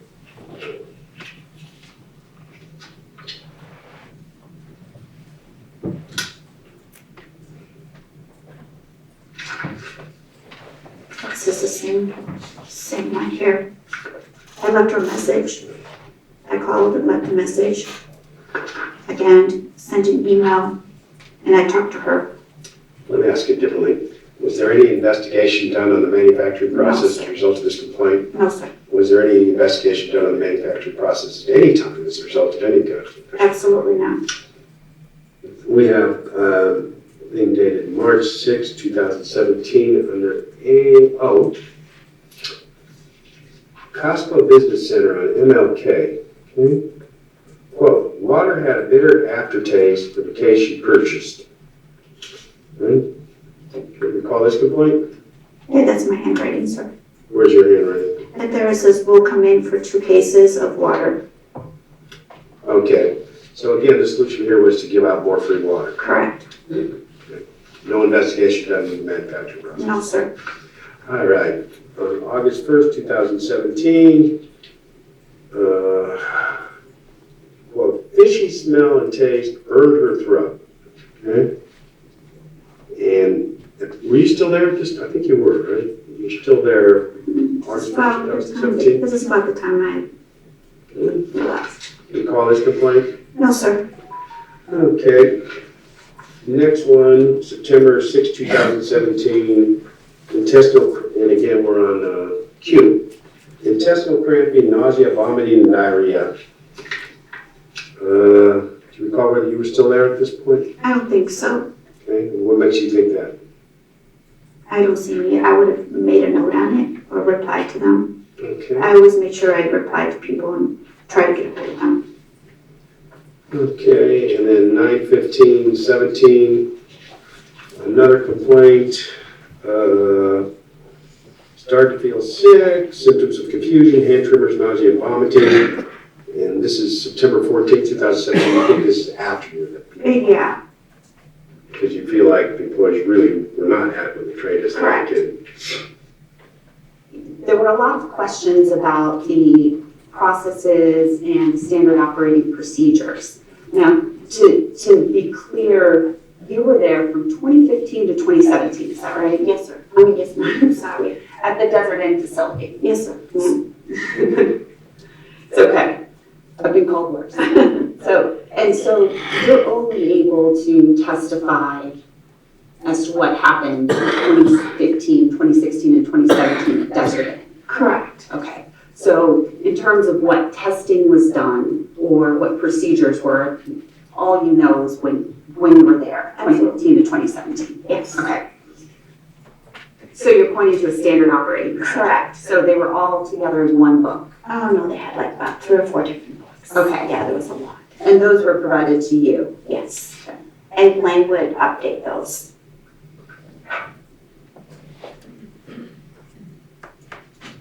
To your knowledge, while you were there, was the testing on the incoming water and the outgoing water actually done at the beginning and end of every shift? I would do it at the beginning in the morning, and then when the second shift manager would come in, then they would do it, and then before they would leave, they were supposed to do it. If there were any deviations from what the water was supposed to read out, whether it be pH, ORP, TDS, how were those addressed? They would actually, at the end of their shift, take one of the bottles off the line, and they would write on the bottle itself where the levels were. That's how the shift managers would do it. So there was a retained sample? Yeah. Okay. And that was every shift? Yes. Okay. And were those retained indefinitely? I don't know how long they kept those in the warehouse.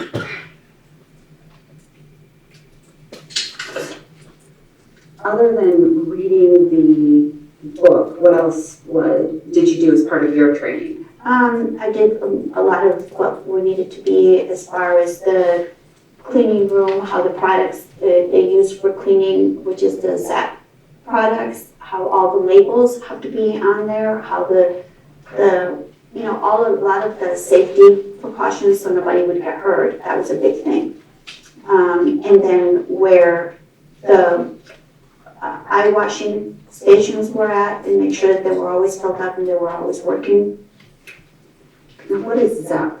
It's a cleaning product. ZEP. I understand. Okay. Were there any, in terms of the production staff, the people actually making the bottles and making the water, were there any written training materials that you know of? No. I would have to explain it to them because a lot of them didn't speak English.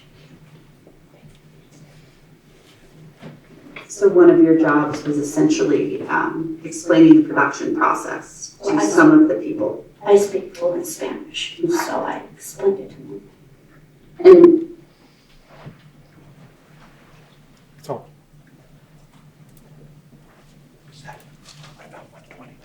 Well, it's because I added it while I was playing Court's Indulgence.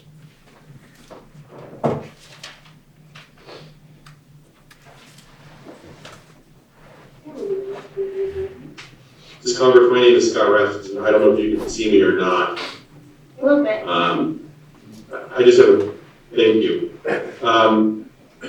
Did you ever use one of the Milwaukee ORP meters as part of your job? Were you ever trained on how to use that? I don't recall, sir. So, did you ever receive an explanation on how to use that? No, sir. Did you ever look at the instructions that came with one of those machines? No, sir. Who handled them? That would be either Blaine or Frank. Okay. And who did they train to use those? Shaney, and then and then myself. What did they train you on with regard to those? Just where it needed to be, read and to write it down and to make sure it got checked every day. But So was there a lot? I'm so sorry. I didn't hear that then. But I was only there Monday through Friday. On the weekends when they ran the crew, I have no idea who did it. But they did make, they did have shifts on the weekends. Did they keep a login of whatever the readings were? I think that was the managers back there. They had their own testing equipment to test before a shift and after a shift. Besides an ORP meter, do you remember any other kinds of meters or other kinds of instruments that they used? No, sir, I don't recall. It's been a while. Okay. That's all I've got. Thanks for your time. No problem.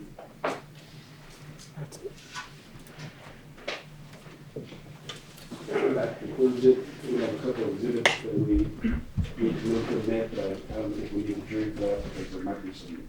I understand. Fine. And so tomorrow morning, what time do we come to? 3:30. You said, whatever you want. Yeah, I'm just making sure. What's someone, That's already worked right now. Thank you. Torian, see where you got. 30 is fine. Okay, should we approach? Yes, you can.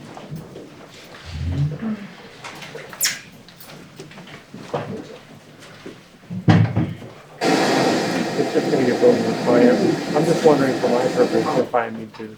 All right, ladies and gentlemen, we just had a brief discussion regarding scheduling. And as far as tomorrow's concerned, we'll start at 10:30.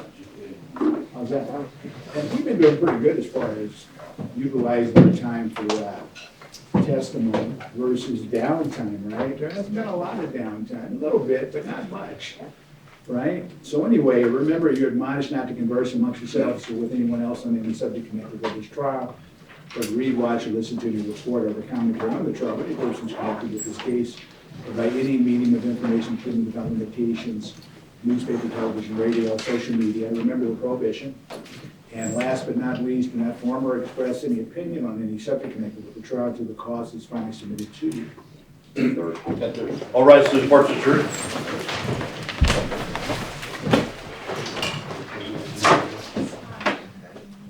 Please be seated and thank you. So I guess for tomorrow, just to make sure I'm correct, we have Mr. Robbins' motion at 9:30. But I'm going to ask you like that, if you can get another day. Pardon? I just saw his motion last night, I was going to ask you to get another day. We got to do it. Mr. Robbins. I think we should argue it right now here. I have no problem, Your Honor. He wouldn't be till next week anyway, so. Okay, we can do that. Thursday morning's fine with me. Your Honor. Or even Friday, since this week can't start till 10:30. Friday morning, 9:30? Is that good, Mr. Robbins? Or 10 o'clock? Mm-hmm. You know better. I'll have to take a look at it. Sir? Yeah, I'm just trying to think of timing wise, Your Honor. 9:30? First thing Friday morning? Yeah, 9:30? Yeah, we can do that. 9:30? All right, thank you, Your Honor. Yeah, and then have the jury come, I'll take a look and tell you about which time I think we need that look at. But, so that's done. Tomorrow we'll be here. We're gonna move that from 9:30 tomorrow to Friday. And, so we're meeting tomorrow at 10 o'clock, right? That's right. Yes, Your Honor. And Your Honor, because there's some other issue I guess we have to talk about, is that it? Some definite designations on. Okay, that I have to look at in case you And can't also agree. on Mr., because we need to move the exhibits in Yes, on the Converse. So for Converse, we would move to admit Exhibit 290, which is the 2017 NSF audit report that was discussed in Ms. Converse's deposition.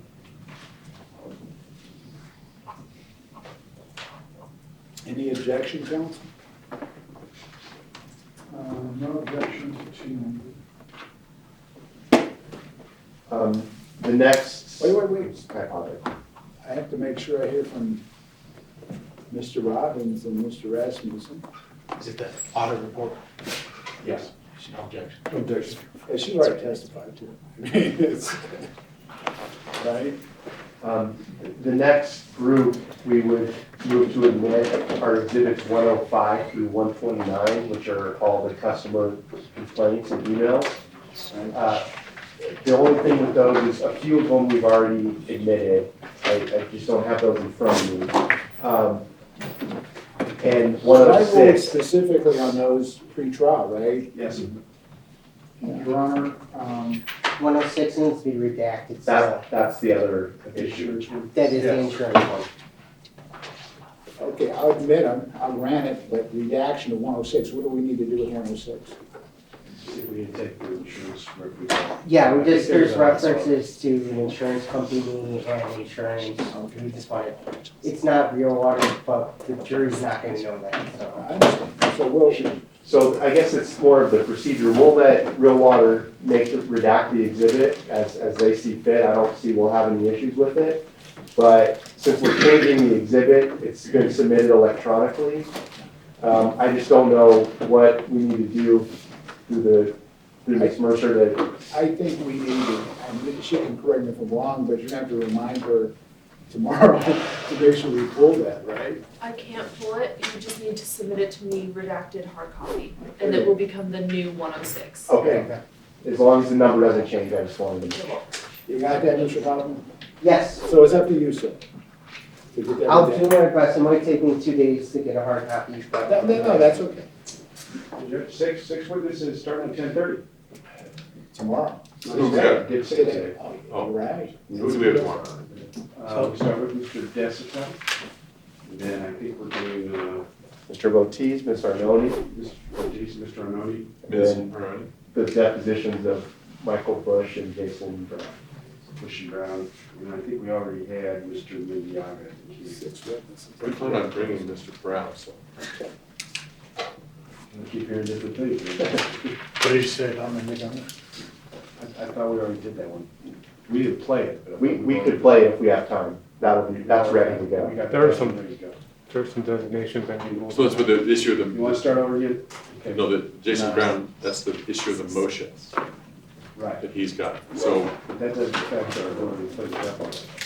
No, I need to play the depot. So Brown and Bush in the morning at 10, we gotta resolve the designation issues, objections, all that. Right. And then I'll check on Mendigana, because I don't know if I got you that one or not. Okay. Would Mendigana be in today anymore? Yeah. If we have time. He's a filler. Okay. Okay, thank you. So the live witnesses again would be Mr. Desica, Right. and then the 2 plaintiffs. And that's for tomorrow, right? Yes. Sure. Okay, so we're meeting tomorrow at 10 o'clock? Yes, 10 sir. o'clock. 10 o'clock. Yes. Okay, we're making a lot of headway. There she goes.